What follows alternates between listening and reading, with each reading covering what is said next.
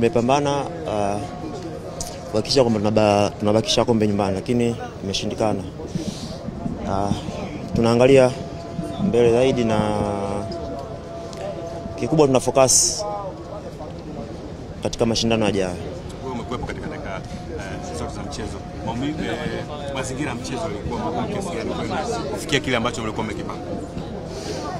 Tulikuwa nyumbani, kama wachezaji tumepambana sana, lakini kiukweli kila mtu ameona sijui nisemeje, lakini kuna vitu ambavyo vimefanyika, unaona kabisa kwamba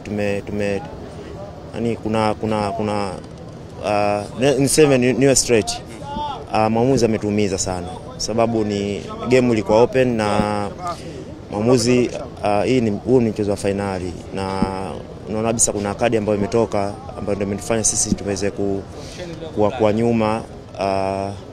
Kwa hiyo maamuzi ameharibu finali, lakini kwa upande wetu kwa tumejiandaa vizuri na game tayari tulikuwa tushaikamata, na tulikuwa tunaamini kwamba tulikuwa na uwezo wa kusawazisha na tuweza kupata matokeo.